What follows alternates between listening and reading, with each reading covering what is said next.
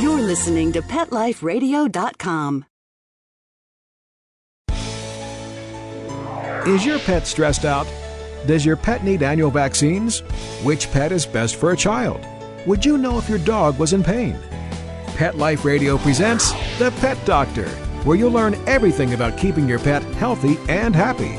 From pet care, pet meds and grooming, to pet food, pet insurance, and dental care, this is the place to find out everything there is to know about pet wellness.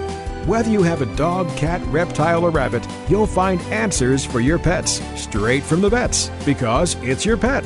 Health matters. Please welcome your Pet Doctor host, veterinary media consultant and veterinarian, Dr. Bernadine Cruz.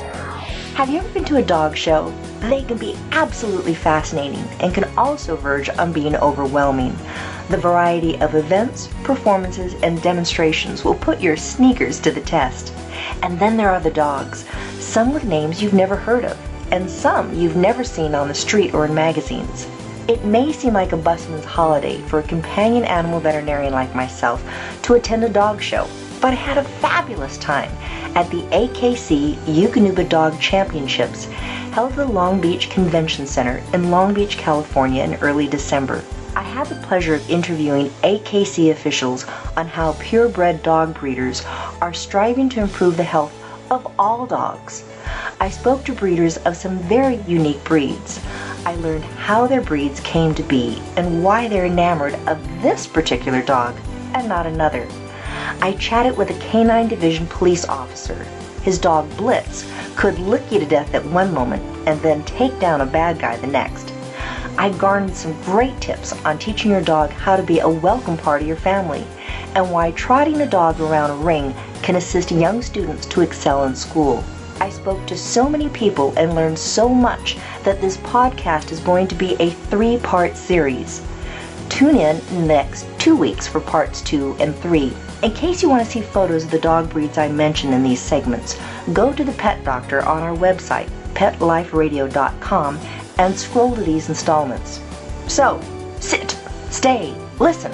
I'm Dr. Bernadine Cruz, and this is the Pet Doctor, coming to you from the AKC Eukanuba Dog Championships. Please have a seat in the waiting room.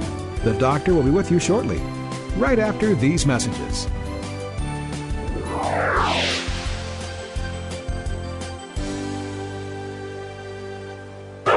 It's time for school for you and your friends, your furry best friends. Train your dog the fun and easy way with Teacher's Pet Sessions. Teacher's Pet host Pia Silvani teaches you step-by-step how to train your dog the fun and easy way. You get 8 30-minute live audio training sessions, complete transcripts of each session, plus a basic training manual to get you and your dog off to a great start.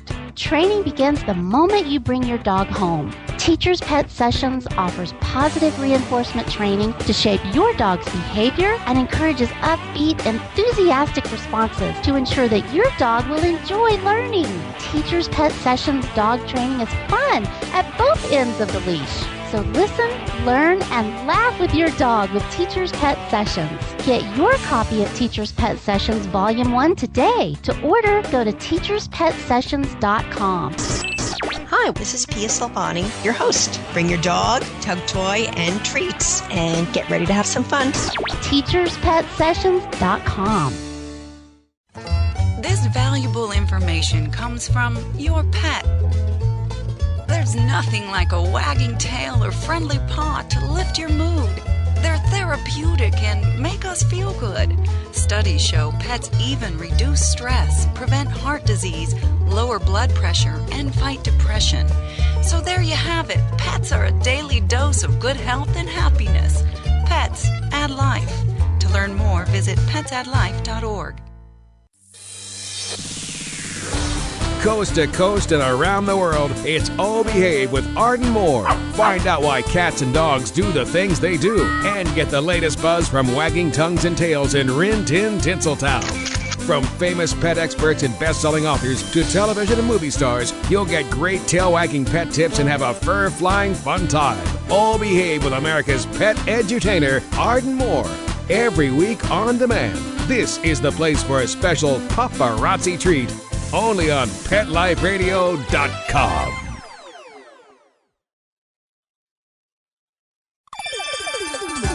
Let's Talk Pets on PetLifeRadio.com. Welcome back to the Pet Doctor on Pet Life Radio with Dr. Bernadine Cruz. The doctor is in, and we'll see you now. Susan Hamill, tell me a little bit about, you're saying AKC can really give the potential pet owner a tremendous amount of information as to whether or not this is a breeder that you want to use. Correct. The AKC thinks that health of purebred dogs is so important that they actually print the health clearances on the registration papers, and that's why it's important to get AKC registered dogs, because they're the only registry that does that. It's www.caninehealthinfo.org. And this is from AKC. From AKC. It's canine, CANINEHEALTHINFO.org. Awesome. Thank you very much. Great information for people who want to get a purebred dog. Thank you. Reserve Lieutenant Doug Williams is here right now at the AKC Eukanuba Dog Show with his bloodhound. Tell us a little bit, why do bloodhounds, why are they used so frequently for search and rescue, for instance? Well, the bloodhound is genetically designed for search and rescue. First of all, it's their olfactory process, as you're probably aware. They have a large surface area inside for collecting of scent. Their ears scoop it up off the ground. Nose. Yeah, the long nose, if you will. The ears scoop up the scent off the ground. They're snorting out and sucking back in. The slobber moistens it. It all takes the slobber place. is necessary. Oh yeah, it all takes place to process that olfactory information. Then you have a dog that has long legs. It has the capability of running miles after miles after miles, and also it's their temperament. A lot of it has to do with almost their stubbornness. A bloodhound can go out on a scent trail and stay on it mile after mile after mile and not need that maybe immediate attention factor that, let's say, some of the other higher drive dogs like a German Shepherd or a Belgian Shepherd or something would want instant action. A bloodhound can stay on it mile after mile after Keeps mile. plodding on. It's the same trail, that's right. And so they're just very good about that. It's actually their stubbornness which just makes them great man trailers. Now, how are they as a family pet? They're really not that great as a family pet, and the reason is because of some of the issues. Obviously the slobber, you have to be used to dealing with that. When they shake their head, they can throw a goober 20 feet across the room and it always hits on the big screen TV. So you have to deal with that. Also their stubbornness to some extent. A bloodhound decides it wants to lay on the couch, it's going to lay on the couch. And then you, of course, obedience train a bloodhound is kind of a suggestion. You ask a bloodhound to sit, yeah, they'll sit. Yeah, you can train them out, but they're just a little bit tougher dog, plus they need a lot of exercise. My name is Christina Miller. Christina Miller. And Christina, you are with what kind of a dog here at the AKC Eukanuba Dog Show? I have a canine dog with me today. Tell us about canines. I have a feeling most people like myself aren't that familiar with them. That's correct. They are a very rare breed. They're actually the national dog of Israel. There are about 1,500 canine dogs in the entire world. We have about 700 in the United States. Goodness. Yeah, they're a very versatile breed. They do herding. The Israeli army has used them as mine detection dogs and messenger dogs. They've also been used as guide dogs for the blind. They're wonderful house companions. They can be aloof with strangers, so they can be a little standoffish in large venues where there's lots of activity. But at home, they're great dogs. They're great with kids, great with other pets. Since we're on radio, describe a canine dog. Size, weight, colors. They're a medium-sized dog, about the size of a Dalmatian. Most everybody knows what a Dalmatian is. They have a double coat, so they have a thick outer coat and a thinner undercoat. The undercoat does shed twice a year, so that is one thing to consider. They aren't very active, even though they are a herding breed. They don't have the drive like the Border Collie does, where they have to have something to do. Since they survived as a pariah dog for so many years, they learned to conserve their energy instead of waste it. So they're just as content to sit with you on the sofa as they are to go out and hike 10, 12 miles if that's your lifestyle. Fantastic. I'm here today at the Eukanuba AKC Dog Show, and what's your breed? Cane Corso. Cane Corso. And some of us do it incorrectly and said cane corso, so cane corso. Tell us a little bit about it. Describe the dog. Dog is, according to our standard, it's a medium-large Mastiff type dog. It's primarily a Southern Italian farm dog. So it's gorgeous. It's huge. It almost looks like, some people would say, maybe a pit bull. It really no relation to pit bull, but it has that kind of a look in a way. A little bit. These guys, it's a farm dog that did some guarding, some hunting, some herding, a little bit of butcher dog type stuff. What's its lineage? If you go back far enough, these dogs and Neapolitan Mastiff will intersect. Okay. So everything ultimately goes back to the sort of earliest of the Mastiff breeds, and what got us there was that stuff, and along the way a little bit of some various Southern Italian hunting dogs to get a little bit more athletic dog, and that's been pretty much it until recently. So if someone wants a cane corso dog, what can they expect from this dog? Good family dog? Can be. Okay. Definitely requires socialization. Definitely requires exercise. So for a big dog, they're pretty high energy. How much do they typically weigh? Females are going to be anywhere typically from 85 to about 100 pounds. Okay. Males, you can expect anywhere from probably 115 to 130. And they can be protective? Certainly protective. It's very much a dog that will bond with the family. So people outside the family, it depends. There's sort of a range of how social they'll be. But with socialization, they can certainly accept anyone. Provided that the person that owns it does a good job of establishing a relationship with the dog, that the dog can trust them and that they're going to take them into the right place, then the dog should be fine with anybody. Can you have other pets around this particular kind of dog? Absolutely. Absolutely. We have families that have cats, and we have small dogs that live with these guys, and no problem. Excellent. So, any particular health issues people should be concerned with cane corsos? The typical big dog, some orthopedic stuff, and a little bit of cardiac. Fortunately, it's pretty low level. It's not epidemic. So, but hip dysplasia is always a concern on the dog that's this big. So, well, it's a gorgeous dog. Thank you very much. Appreciate it. You're welcome. And we're here at the AKC Eukanuba Dog Championship, and this dog that you have right now in your lap, which is just a sweetheart, is a Chinese crested. Is that correct? He is a powder puff Chinese crested. There are two varieties. All right. This is the haired variety, which is the powder puff, and there's the hairless variety. That is the more well-known variety of dog, is the hairless. But there are two kinds of dogs that are born in every litter, powder puff and hairless. And you have to have a powder puff or you have a lethal gene in the hairless one because it's the dominant gene. So we need our powder puffs. All right, very good. Describe them for people who've never seen a Chinese crested powder puff or non-powder puff. They're 11 to 13 inches tall. They are a square dog, slightly longer in the back. They stand very square. They don't have a lot of angulation like a hound dog or anything like that would. They are known for their beautiful crests on the top of their head. And the haired variety, they have long coats that grow all the way down to the floor. The older they get, the longer they grow until they're all the way down to the floor. In the hairless variety, they just have hair on the crest, on the plume, which is their tail, and on their hocks, which is their feet.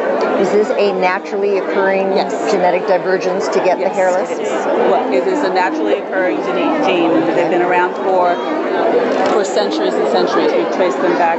They used to say that they thought that they came from old China, but they don't. They actually come from Africa. They're closely related to sighthounds like Salukis. So you wonder how they got the name Chinese crested? Because the Chinese whaling vessels, which traveled the world in the 13 to 1500s, carried them on board to chase vermin, and they kept them because of their great personalities to be pets on board. And one of the reasons why the breed is as close to standard as it is because on a whaling vessel, or on a trading vessel rather, not a whaling vessel, on a trading vessel, dogs that didn't conform to the standard that they were trying to breed just went overboard. So only the best survived. All right. Sink or swim, so to speak, for the breed. The thing that is said often about a Chinese especially as they're a large dog in a small dog's body. They do not have a toy dog personality. And we're here with Black Russian Terriers. They are gorgeous dogs. I have never heard of them. And tell us a little bit about them. The Black Russian Terriers is a Russian guard dog, originally bred for the KGB. After World War II, in the 40s and 50s, the Red Star Kennel, which is a Russian kennel, military-sized kennel, took the dogs that they had, primarily Giant Schnauzer, Airedale Terrier, Rottweiler, and Newfoundland. There's 17 total breeds. They did some breeding back and forth, trying to establish a breed that will be a police dog that was trainable enough, but also calm enough to take home to their families, so that they had breeds in Russia that are so vicious only one person can ever be near the dog. So they needed something that would be able to turn on and off. Eventually they came up with the Black Russian Terrier. 1957 is when they first were brought to the shows and shown to the general public, and some of the puppies were sold to the general breeders in public from the Red Star Kennel, which was the original military kennel. But describe, what does it look like? And you're saying Schnauzer. When I first looked at him, I didn't know. They primarily look like a giant Schnauzer on steroids. All right. Is the easiest way to describe the dog. How many pounds? The males average between 120 to 150 pounds, at about between 27 to about 32 inches tall for a male. The females are a little bit smaller, between 25 to about 28 inches is the average, and about 70 to about 100 pounds. So a little bit small. And I noticed you have a young son who's running around playing with the dogs. Correct. Very first time I had a Black Russian in my house, it was a client's dog. I show dogs professionally. Brought the dog in the house, she had the run of the house. Not a single person walked through my front door unless I said, "Oh yes, come on in." And she would stand in front of the door with the door wide open and would not let the kids go out. She just stood there. Didn't do anything to them, stood up every time they tried to come to the door and just wouldn't let them get through. Subtle but effective. As soon as a person came to her door and knocked, she would stood up in full attention, and as soon as I said, "Oh, hi, come on in," she would go lay down. Never trained her to do any of it. Natural reaction. The female that I have with me today, she's 13 months old. She took to basic obedience in 3 days. Very intelligent. So any particular medical issues people need to be concerned with? Like most large breeds, they have a history. Same thing with the Newfoundlands. They have hip problems, so that is something that's in their background. They have heart conditions. As a breeder, those are things that we try to breed around, and not. If there is problems with that, we try to not use the line any longer. Try to breed away from it. But in general, they're fairly healthy.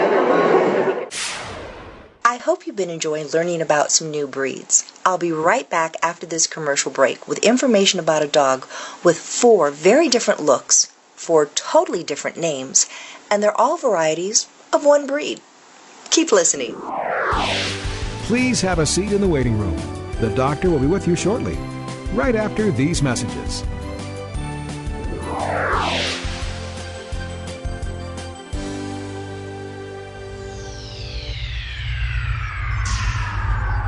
Greetings, human. What planet am I on? Welcome to Pet Planet. Here's a copy of Pet Planet Magazine, Florida's most informative and fun pet resource magazine. It features heartwarming stories and informative articles from local and national pet experts. Excellent. Pet Planet Magazine offers Operation Planet Rescue, helping rescued pets find new homes. And it's available at 500 locations in South and Central Florida and 24/7 on the internet at petplanetmagazine.com. If you're out and about with your pet, you may be featured in Paparazzi, candid pictures of you and your pet. For up-to-date pet-friendly events, activities, and pet-related services and products, Pet Planet Magazine is your final destination. I shall take this magazine home with me. Back to your home planet? No, to my condo in Boca. Pet Planet Magazine. Check them out at www.petplanetmagazine.com or 352-394-8578. It's out of this world.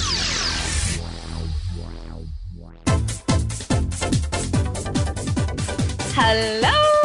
I'm Deborah Wolf, and I'm inviting you to my animal party on Pet Life Radio. The dress code? Come as you are. Pajamas, a tux. You can even go naked like your pets.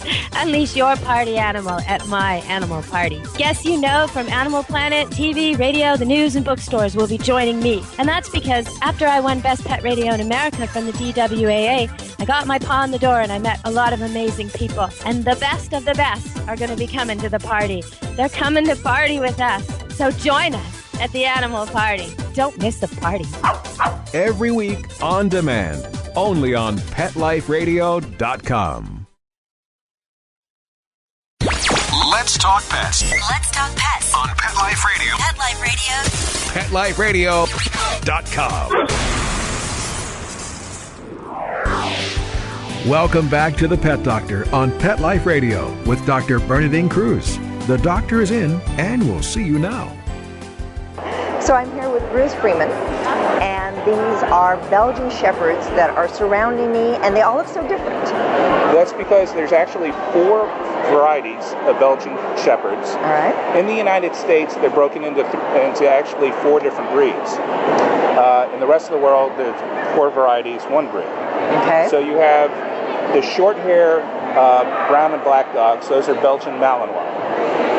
Commonly used a lot in police and military applications. Although they have made great family dogs as well, all Belgians are excellent herders.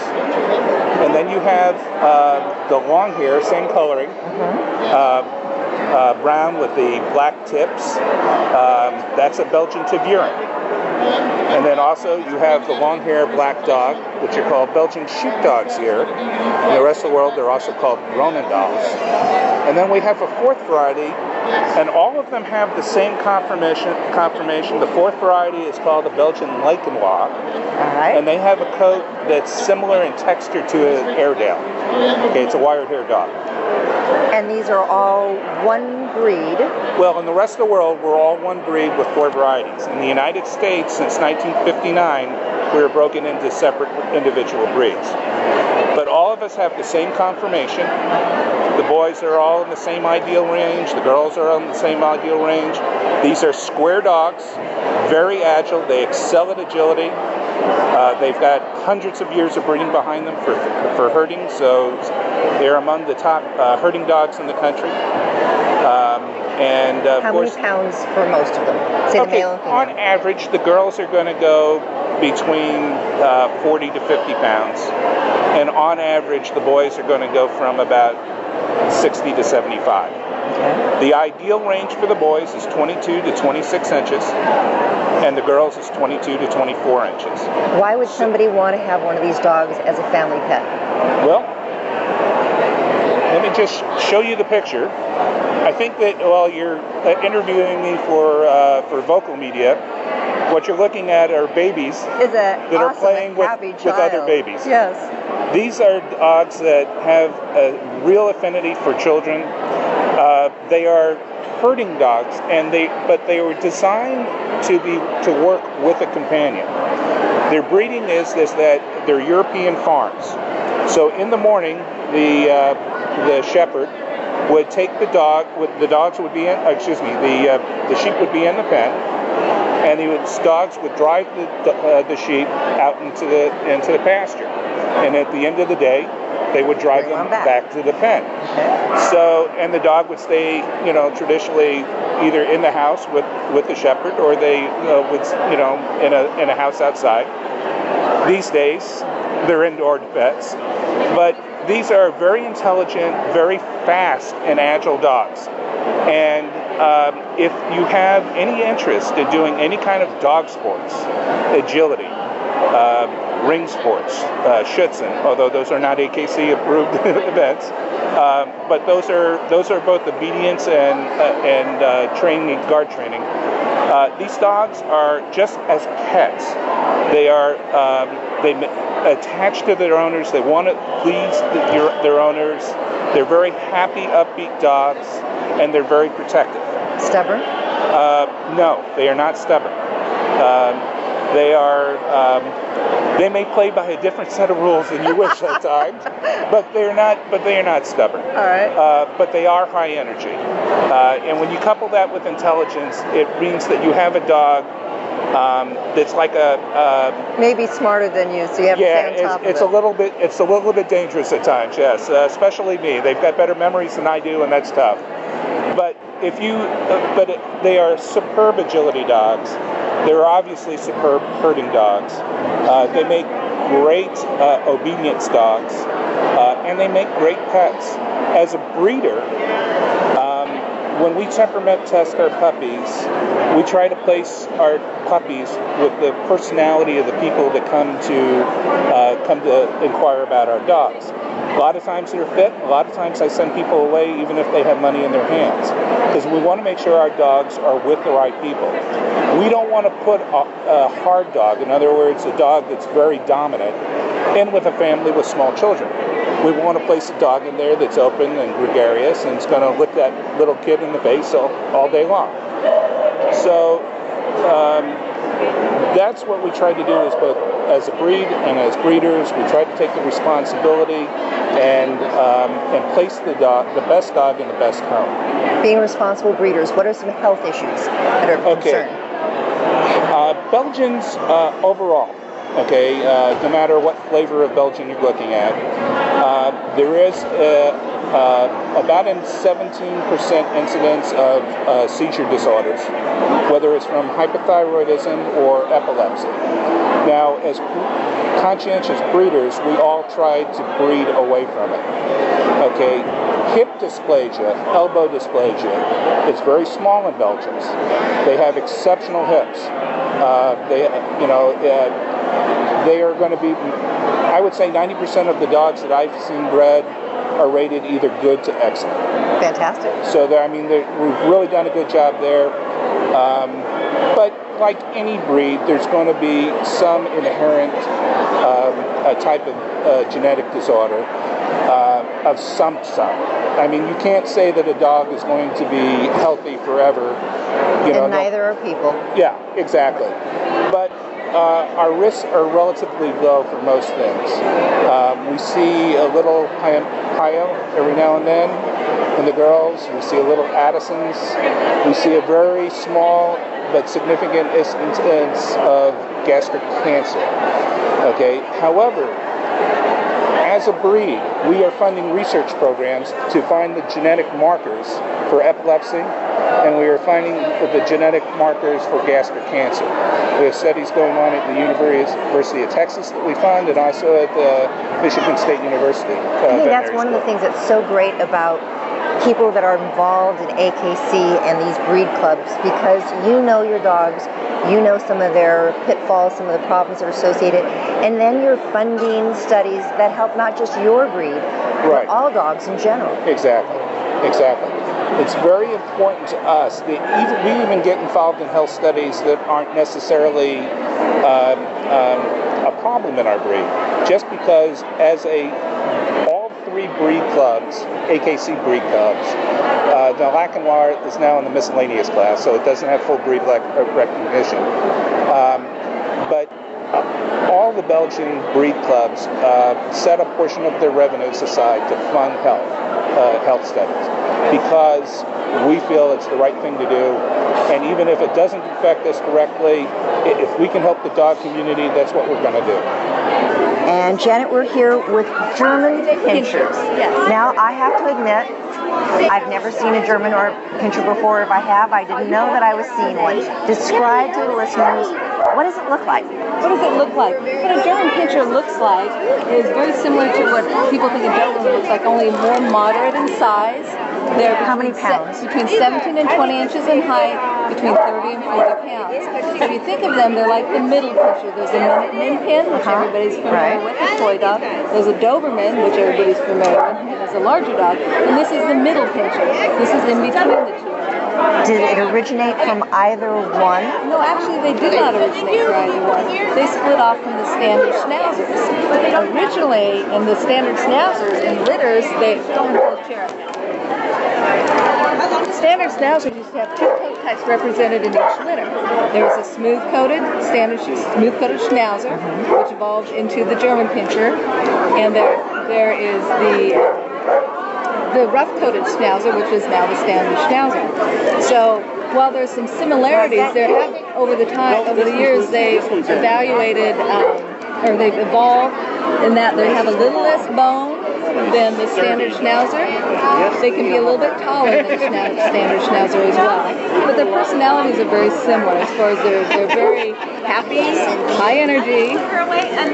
They can be manipulative a little bit like a terrier in that they can really, train us as much as we train them.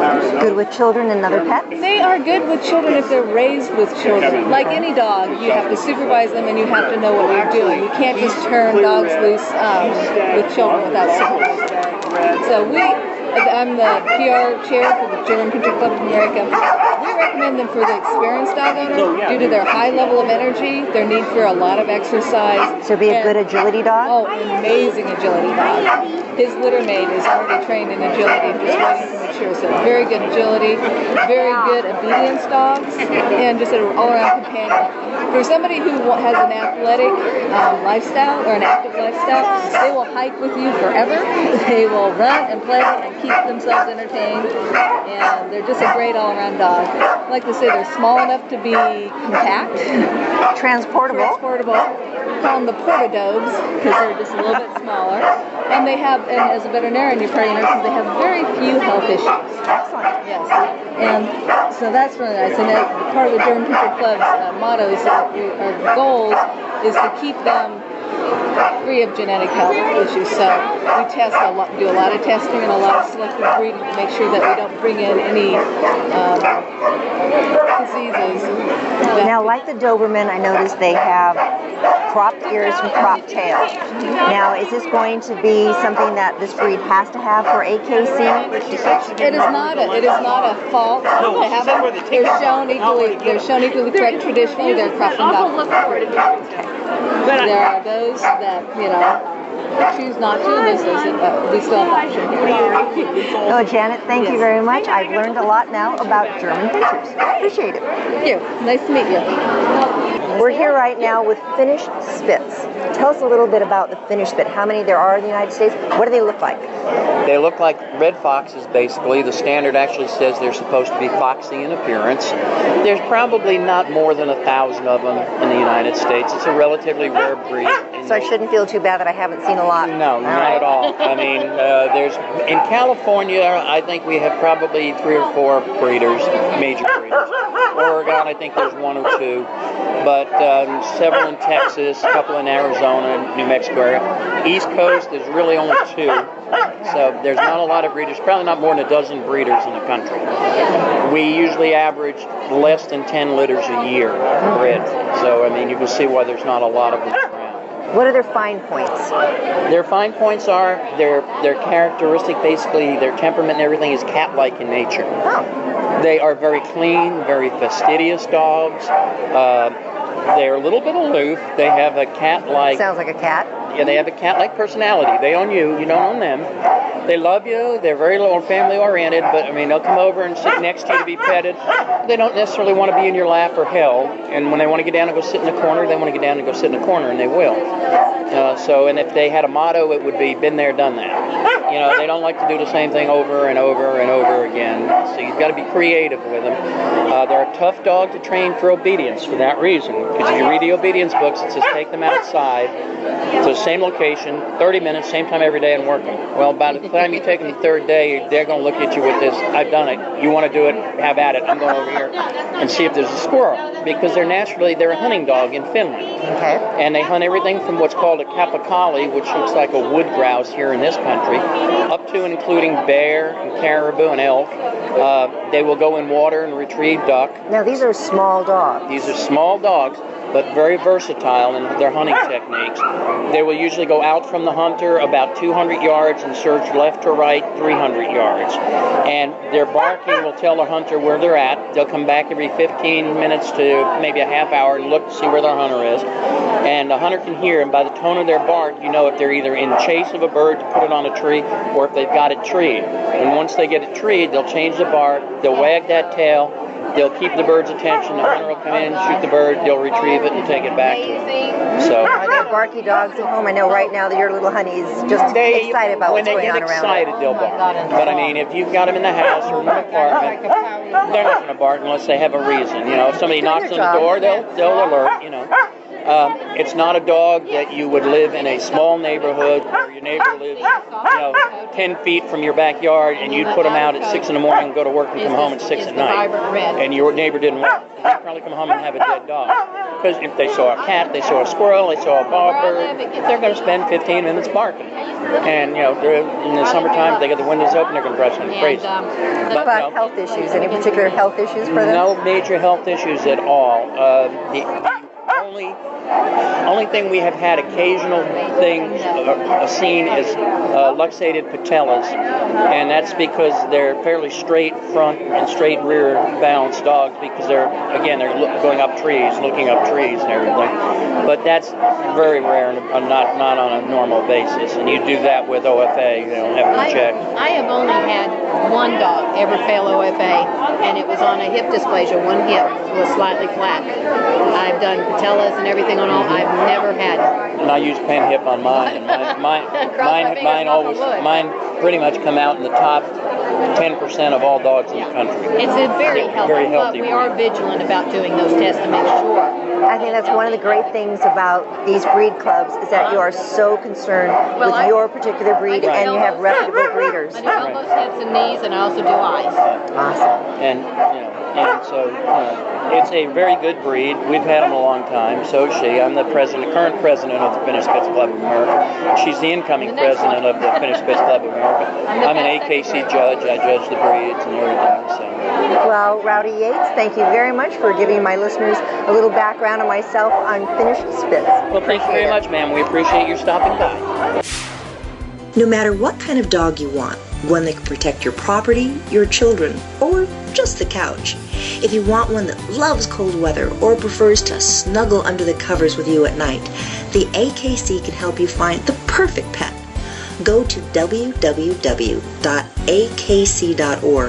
where you can also see footage from the 4th Annual Agility Invitational and the 15th Annual Obedience Invitational that were also taking place at the AKC Eukanuba Dog Championships held in Long Beach, California. Listen to The Pet Doctor next week on PetLifeRadio.com for part 2 of the series. This is Dr. Bernadine Cruz. Remember, no matter where you get your dog, cat, bunny, or any pet, do your homework first. Be sure that you're ready. It's for life. Their life. Pets can be a wonderful addition to your life. Keeping them healthy and happy is important. Pet Life Radio presents The Pet Doctor with veterinary media consultant and veterinarian Dr. Bernadine Cruz. Whether you have a dog, cat, reptile, or rabbit, you'll find answers for your pets straight from the vets. The Pet Doctor, on demand every week, only on PetLifeRadio.com.